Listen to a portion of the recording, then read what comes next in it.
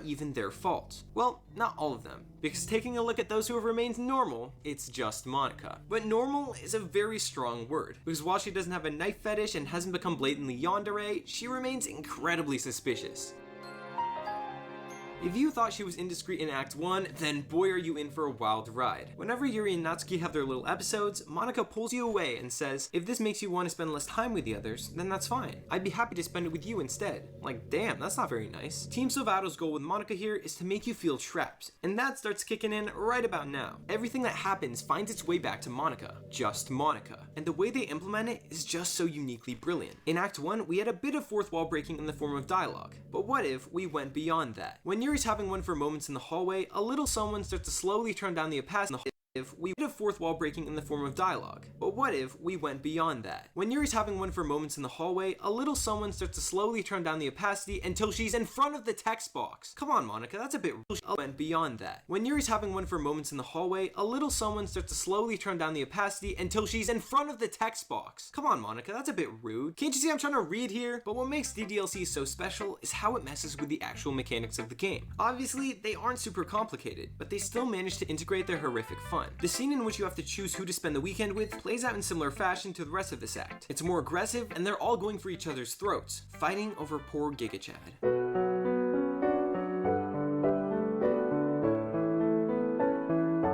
When you go to make the selection, you're presented with the illusion of choice, which is so sick, by the way. If your jaw didn't drop at this part, I don't know what to tell you. The best part about all this is how Natsuki and Yuri start catching on to Monica. Yuri keeps mentioning how she just wishes they could have a bit of privacy, because Monica's always listening. Natsuki's final poem is literally a cry for help, in which she's genuinely concerned for Yuri's mental health. She asks you to convince her to speak with the therapist, because you're the only one she talks to for some reason. Yeah, I wonder why. And then she touches on how dismissive Monica's been about everything, and whatever you do, don't let her know I wrote this. It is so terrifyingly enthralling seeing the events of this game unfold, and that's why it's so damn good. You're constantly on edge, and that feeling just builds and builds. So with that being said, what does the climax look like? Let's take a look, because it does not disappoint in the slightest. So after you choose to spend the weekend with Monica against your will, the other girls, aren't happy, which is fine, until Yuri pulls out the 180 and asks Monica if she's ever considered killing herself. Natsuki is rightly frightened, and she and Monica leave the club promptly, leaving us all alone with Yuri. Great. The dead silence is shattered with a track of breathy, creepy giggles, promptly establishing the atmosphere. Yuri makes her confession to you, but a normally sweet and innocent act is made appalling by both wording and magnitude. She talks about having suppressed her feelings for so long, but now she's finally laying down her guard and embracing her feelings. And unfortunately, that's not a good thing, because now she wants to pull open my skin and crawl inside. Doesn't that sound perfect? Believe it or not, no, not really. And now I have to make a decision.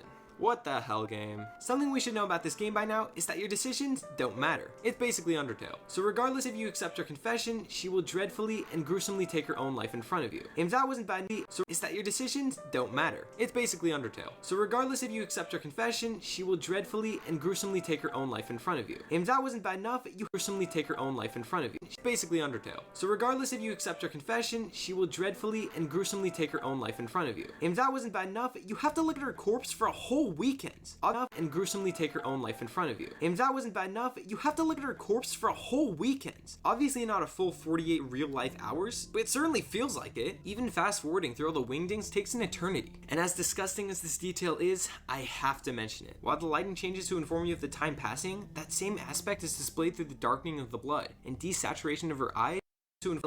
I am passing, and as this saturation changes to inform you of the time passing, that same aspect is displayed through the darkening of the blood and desaturation of her eyes as the life gradually leaves her body. It's painful, but so immersive. When Natsuki returns to the classroom the next day, she acts like a regular person would to seeing the corpse of their friend. Screams, panics, would to seeing the corpse of their friend. Screams, panics, and vomits. But Monica, she laughs!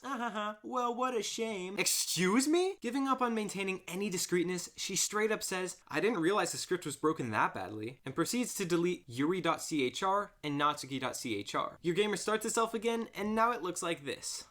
Wow, so many options. This is the third act of the game, and now Monica isn't talking to the protagonist, but the player directly, and confirms this with, do you actually go by GPS or something? I never entered GPS into this game, but she manages to find this information by looking at the account name she makes on and confirms this with, "Do you actually go by GPS or something? I never entered GPS into this game." But she manages to find this information by looking at the account name of whatever platform you're playing on, and it's absolutely brilliant. Throughout the entire you actually go by GPS or something? I never entered GPS into this game, but she manages to find this information by looking at the account name of whatever platform you're playing on, and it's absolutely brilliant. Throughout the entire narrative, Monica is breaking the fourth wall, but just through universal dialogue. All of these lines mean the same thing to every player, but climaxing that by having her know information outside of the game is just so perfectly scary, especially for the superheroes, man. They must know the same thing to every player, but climaxing that by having her know information outside of the game is just so perfectly scary, especially for the superheroes, man. They must be shaking. Your one-sided discussion with her mainly consists of Monica revealing the truth behind the absurdness that is Doki Doki Literature Club. Essentially, she knows it's a game. Gee, never would have guessed that. And the reason all the girls were acting up is because she has the ability to tamper with their files and make them as unlikable as possible, eventually driving them to their limits. But why would she do this, you may be asking? Because she loves you. Yeah, don't worry, it's not supposed to make sense. Like, are you seriously telling me that if you had the power to alter the nature of other people, you would increase their depression, obsessiveness, and how much they were abused at home until they killed themselves just because they were spending more time than you liked with your crush? No! She speaks of the pain that comes with knowing that she was essentially living in a simulation and how hard it was knowing that she was totally alone. This isn't the greatest incentive I've ever seen, as it's not super relatable, but it's nice that something is there, so we can attempt to sympathize with this psychopath. But it's okay, because that's not Monica's purpose. She doesn't need to be a well-written character. She just needs to break the fourth wall. So love it or hate it, Monica is what makes this game. She's the reason anyone talks about DDLC, because she makes it unique. Most horror games consist of you running away from a threat, and it's obviously pretty effective. Doing everything you can to escape 9'6" Lady Dimitrescu certainly doesn't put you in a comfortable spot, unless you're Markiplier. But the difference with Doki Doki is that you don't even have the opportunity to run. Monica quite literally has you cornered with nowhere to go. So at this point, she seems to have finally gotten her happy ending, in the biggest air quotes you've ever seen. She'll be with you forever because there is nothing left. There's no dialogue options for you, your character doesn't have any lines, all you can do is just sit and listen. And you wouldn't believe how easy it was to delete Natsuki and Yuri. I mean, there's a folder called characters right in the game directory. Oh, you really shouldn't have told me that. This is one folder called characters right in the game directory. Oh, you really shouldn't have told me that. This is one of, if not the most creative way I've seen a game do a final boss, if you will. You have to manually access the files yourself, and well, hit that delete button on Monica's folder. But the creativity of this method and how well it ties into their if you will. You have to manually access the files yourself, and well, hit that delete button on Monica's folder. But the creativity of this method and how well it ties into the main theme of the game is simply ingenious. As soon as her file is deleted, the game responds instantly as Monica glitches out of existence. In her final words, she asks for help, which like, no. And then she tells us, "You completely, truly make me sick. Goodbye." Oh, I'm the sick one now. But let's remember that Monica is basically God. So before she's truly gone, she decides to bring back everything in an effort to make everyone happy. So the game reboots one last time with a brand spanking new title screen. This is Act 4, where Sayori is the president of the Literature Club. And well, Monica isn't anywhere to be seen. There's none of those abrupt glitches either, so it really does feel like a and well, Monica isn't anywhere to be seen. There's none of those abrupt glitches either, so it really does feel like a standard dating sim, just without Monica to twist everything up. It's so relieving to see Sayori, Yuri, and Natsuki being their true selves again, and overall, just a great way to end the game. Sayori says thanks for joining the Literature Club, and it's just a lot of wholesome fun again. I wanted to thank you for getting rid of Monica. Oh, come on! All good things must come to an end. So now Sayori is self-aware for some reason, and now she's bringing us back to that room from before, doesn't know anything about social distancing, and is deleted. Monica is still alive somehow, and ultimately decides that there is no happiness after all, and destroys the game for good, which is probably for the best. The screen darkens, and all we're left with is static. But then, we hear a small voice breaking through. Can you hear me? It's Monica. I love these little lines of dialogue. They finally breathe some humanity into Monica, and her character becomes so much more sympathizable now that she feels a bit more like an actual person. It's not much, but hearing a voice that acknowledges imperfection and presents relatability is so nice to see after her barely having a character throughout the whole game. Plus, this song is a bop. Every day, I imagine a future where I can be with you.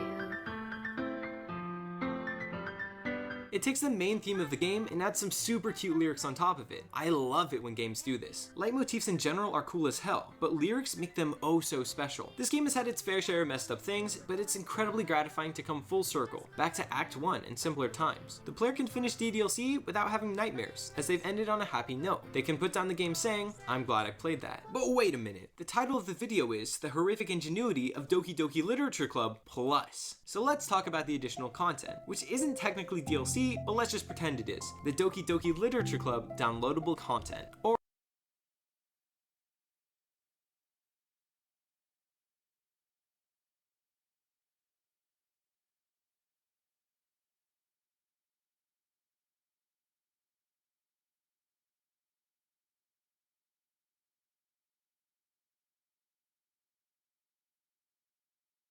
the DDLC DLC. The first major upgrade is this incredible box art. The original looked like this. It's a recreation of the title screen and pretty cute, but I find it just a bit bland. I assume Team Salvato realized this as well, so they made this masterpiece. I remember seeing this for the first time and laughing, not only because this free indie PC game was getting a console port and a physical release, but the fact that it's literally just Monica, which is hilariously thematically perfect. I also feel like this is legitimately the best official Monica art we've gotten. Since she's not a romanceable character, we never got these high quality artworks like the rest of the girls in the base game. You've got her sprites, which are just two poses with different facial expressions, her chibi models, and her in Act 3. That's not to say that these are done poorly, but this one just facial expressions, her chibi models, and her in Act 3. That's not to say that these are done poorly, but this one just blows them out of the water. Monica looks a bit more lively, which makes a lot of sense when taking into account the new side stories introduced with this version of the game. But we'll get to those later, because inside the box, there's a bunch of extra goodies. Dan Salvato even did his own unboxing video. Like, let's go. You've got a Literature Club member card, which you can bet I filled out, a soundtrack download card, a poem, standees, stickers. Dude, stickers! All of this for half the price of a regular Switch game too. Like, that's so cool. We stan Dan. That being said though, the home screen icon is a bit lame. Like, why isn't Monica's face plastered over this thing as well? Being a PC port, there's gonna have to be a few changes so it can actually work on consoles. Some necessary and some unnecessary. Like adding autosaves, which thanks, I guess. I don't know if it's just me, but I feel like if you're playing this game, you're probably old enough to have the competence to manually save, but who knows. I also want to touch on the font size. Why is it so small now?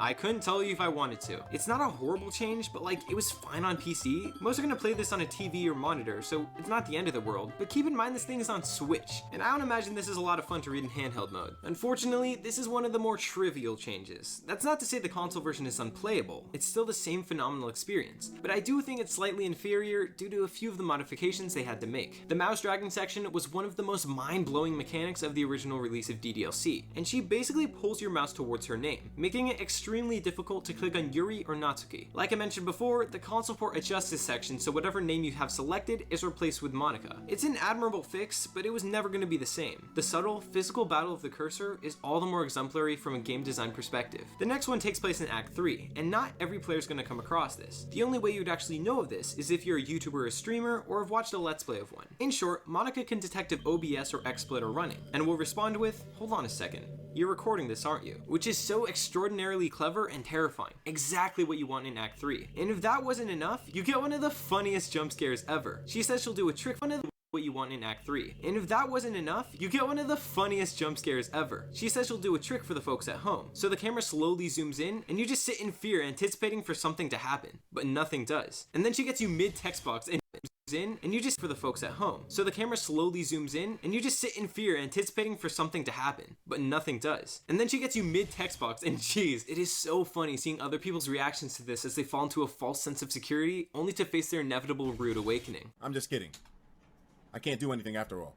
Did you get- Oh my fucking god, are you kidding me? The reason I bring this up is not only because it's brilliant as hell, but because it's not in the Plus version. Which, to be fair, isn't Team Salvato's fault. It's Monica's, for being an idiot that can't detect my capture card. The last, and maybe the most major change, was the desktop. Obviously, consoles don't have a functioning desktop with folders and files that apply directly to applications, so they had to work around this. Their solution was an in-game desktop, which, yeah, it works, but it's not nearly as effective. It's so much scarier knowing that Monica has a presence on your computer outside the game, and you you don't exactly get that feeling when the desktop is within the game. Again, this is nobody's fault. I just think DDLC is truly at home and shines its brightest on PC. On the bright side, this is probably the best way they could have implemented it, and they turned it into a sort of menu, which is fairly creative in itself. You can access artworks, music, poems, backgrounds, and wallpapers too, so at least you got some form of customization to make it feel a little bit more personal. There's also a bunch of emails to unlock, which are subject to a ton of speculation for all the Doki Doki lore enthusiasts out there. Not for me, but it's cool that it's there. The final and most substantial addition to DDLC Plus are the side stories. These are unlocked by going through different routes in the base game, but that's not to say it's more of the same. To be honest, it's hard to consider these a game as you don't actually make any decisions. In fact, the protagonist isn't even involved, it's just reading. From what I gather, these side stories take place in an alternate timeline where Monica isn't God and without Giga Chad ever joining the club,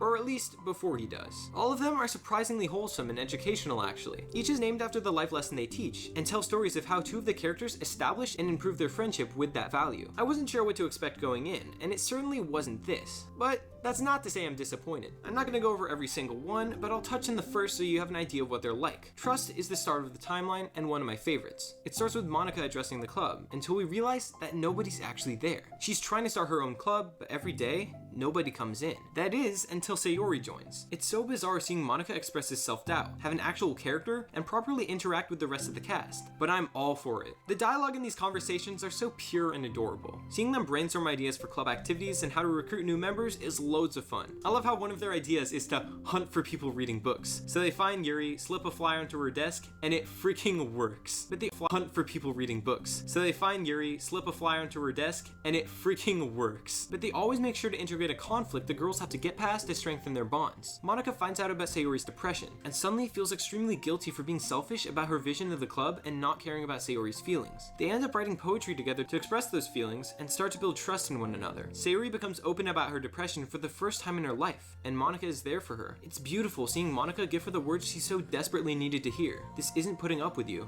it's being your friend. Now the soundtrack of the base game wasn't bad by any means, but the new songs are so much better, making moments like these all the more special. Heck, this song's even called Hug Energy. Is that not the coolest thing in the world? Overall, Doki Doki Literature Club Plus is a pretty generous package. While I believe the original game is very much meant to be played on PC, it still works here. The base game is so jam-packed with horrific ingenuity that a few changes aren't going to decrease this quality too much. Either way, I'm grateful for its existence, as I'm not sure how long it would have taken for me to play it again otherwise. There are plenty of things I didn't talk about here. I think I covered all the important stuff though, and the main things that make DDLC so special. Make sure to follow me on Twitter at LittleMoniX3. I'm very popular and have many followers. I like to think that 2017 was an incredible year for video games. In March, you had the release of the Switch, bringing masterpieces like Breath of the Wild at launch and Super Mario Odyssey and Xenoblade Chronicles 2 towards the end of the year. Nier Automata, Resident Evil 7, and Horizon Zero Dawn were just a few of the many AAA titles that were greeted with plenty of praise as well. And to top it all off, you had indie developers coming out with bangers like Hollow Knight and Cuphead. But there was one indie game in particular that I was not ready for. A game that would make me so uncomfortable, so disturbed, so terrified, but make itself so memorable. That game was Getting Over It with Bennett Foddy. That game was Doki Doki Literature Club. If you somehow don't know about DDLC by now, I'll quickly explain what the dealio is here. On the surface, it looks and is meant to look like a generic dating sim. The promotional material is plastered with high school anime girls and everything's made to be very overly cutesy. But as you scan the Steam page, boom! Psychological horror under the tags. My initial reaction to this was something like, did old Danny do a little oopsie and misclick? Like, seems pretty innocent to me. The Literature Club is full of cute girls. Will you write the way into their heart? This game's not suitable for children or those who are easily disturbed.